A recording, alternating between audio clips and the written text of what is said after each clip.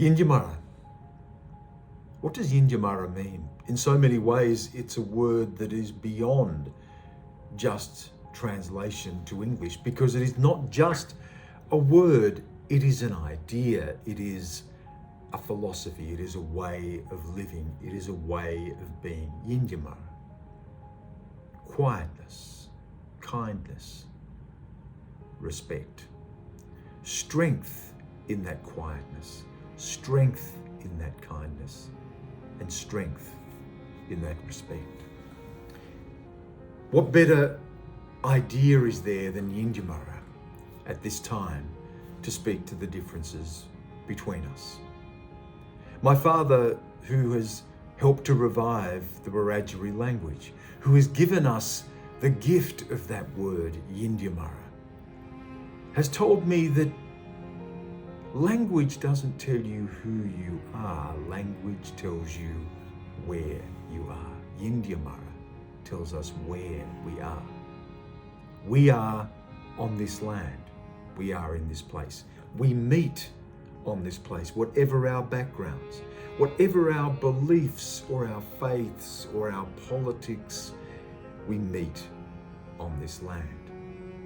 We cannot separate this land from our history, from what has happened on this land and the legacy of that history, the weight of that history that I feel so profoundly still, that I've been reminded of once again with the passing of Queen Elizabeth II and the swirling emotions that has evoked in me, and I know that so many other First Nations people share. And yet we come to this moment with Yindyamarra, with respect for those for whom this moment is heavy with poignancy and meaning and identity. We live in a nation that is unfinished. We live in a democracy that is unfulfilled at a time when democracies all around the world are feeling the strain, where democracy is in retreat, where autocracy, authoritarianism is on the rise, and the answers of the 20th century will not meet the questions of the 21st century. This is where we find ourselves. In a world where the question of who you are can be a death sentence. Who you are can decide whether you live or die. The wars that I have reported as a journalist for 4 decades are rooted in this idea of who you are, identity. Where you are asks us to imagine a new way of being. Where you are asks us to look to our democracy rooted in tens of thousands of years of tradition that can also embrace all of the traditions of the people who call this place, Australia, now their home. The Yindyamarra Institute for Democracy asks us to imagine a space where we can have those conversations, where we can make ourselves uncomfortable and vulnerable and find strength in that. Where we don't have to agree, but we can meet each other across those disagreements without seeing each other as an enemy.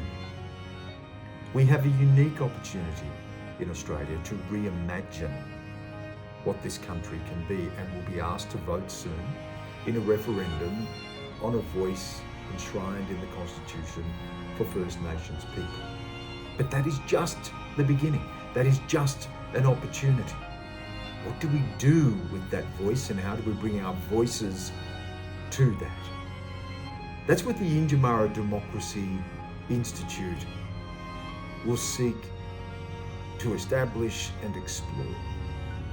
New ways of thinking, new ways of being, to ask us where we are and not who you are. I would invite you all to come on this journey with us at Charles Sturt University as we ground our democracy in the ancient wisdom and faith of First Nations people. I would ask you to come on this journey of understanding and respect, to not shy away from those things that divide us, but look for ways that we can meet each other and see each other in each other despite those divisions. There is nothing more important, I think, in our world right now than the question of whether we can live with all of our difference in peace. The world is at a critical point. Now more than ever, we need institutions like the Yindyamarra Institute for Democracy. Ask yourself where you are and come on that journey with us. Thank you.